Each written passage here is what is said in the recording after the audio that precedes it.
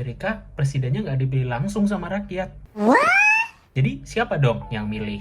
Oke, gue akan coba jelasin ke lu semua tentang sistem pemilu di Amerika. Oke, sekarang Amerika tuh lagi mengadakan Pilpres 2024 yang akan memilih presiden baru mereka pengganti Joe Biden. Seperti yang kita lihat, hasilnya sih udah keluar ya siapa pemenangnya. Tapi banyak yang sebenarnya nggak tahu kalau orang Amerika datang ke TPS milih presiden, itu sebenarnya mereka nggak langsung memilih presidennya. Karena sebenarnya yang mereka pilih itu adalah anggota dari lembaga yang namanya Electoral College. Electoral College ini adalah satu lembaga atau badan yang berisikan 538 orang yang akan nantinya memilih presiden gitu. Jadi prosesnya adalah rakyat itu secara tidak langsung memilih anggota Electoral College ini yang nanti akan memilih presiden.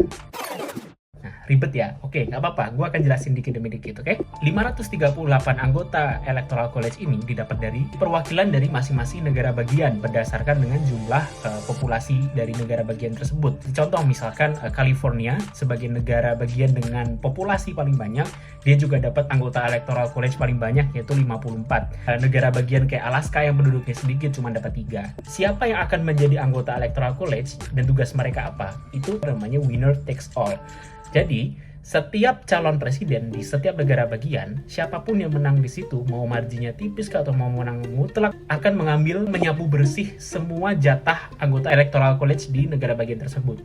Sebagai contoh, misalkan di Pennsylvania tahun 2016 kemarin, di mana selisihnya Hillary Clinton dengan Trump nggak begitu jauh, tapi Trump karena dia menang, jadi mengambil alih semua anggota Electoral College dari negara bagian Pennsylvania untuk memilih Trump pada nanti saatnya Electoral College bertemu. Dan juga proses ini dijalankan juga di setiap negara bagian. Nanti setelah dikumpulkan angka ini, siapapun kandidat presiden yang mendapatkan 270 vote, maka dia akan resmi menjadi presiden Amerika Serikat.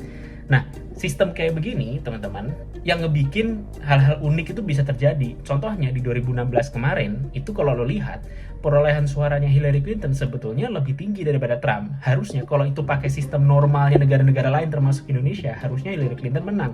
Tapi karena ada sistem Electoral College ini, justru yang jadi presiden bukan Hillary Clinton tapi Donald Trump. Karena Donald Trump berhasil mengumpulkan lebih dari 270 vote dari Electoral College yang ditentukan untuk menjadi presiden Amerika Serikat. Kita kan pasti bertanya-tanya ya, kenapa sih harus ada sistem kayak begini? Seolah-olah kan kayak suara rakyat nggak berarti. Jadi dulu waktu Amerika pertama kali berdiri, merdeka dari Inggris, itu memutuskan sistem ini ada supaya membagi power antara negara-negara bagian yang penduduknya sedikit dengan negara besar yang jumlah penduduknya pun juga banyak gitu.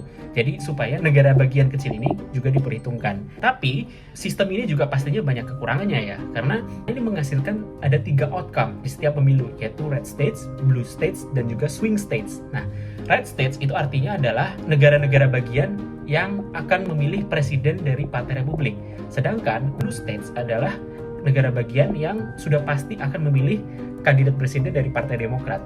Nah, untuk swing states itu adalah negara-negara bagian yang cenderung berubah-ubah hasil vote-nya. Jadi kadang milih Republik, kadang milih Demokrat. Disinilah pertempuran sesungguhnya dari Pilpres Amerika itu terjadi, di mana kedua kandidat ini biasanya bertarung sengit di sini untuk memperebutkan electoral vote dari negara bagian tersebut, dan menyebabkan biasanya mereka juga kampanyenya di state-state yang swing state aja gitu. Jarang mereka kampanye di state-state yang mereka sudah kuat gitu. Contoh kayak di pemilu 2016, Hillary Clinton berkampanye di Pennsylvania berkali-kali. Tapi tebak coba berapa kali dia berkampanye di California?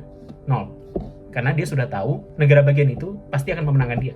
Itu dampaknya karena capres-capres pada berfokus di negara bagian itu, artinya juga perhatiannya pada kesana gitu. Dia agak cenderung kurang memperhatikan negara bagian yang memang dia sudah menang. Terus orang Amerika emangnya nggak ada yang berusaha mengubah sistem ini? Oh, jangan salah. Electoral College ini sudah berkali-kali berusaha untuk dihapuskan, tapi ya nyatanya nggak berhasil, dan sampai sekarang sistem ini masih bertahan, masih dipakai ya di pemilu 2024 ini.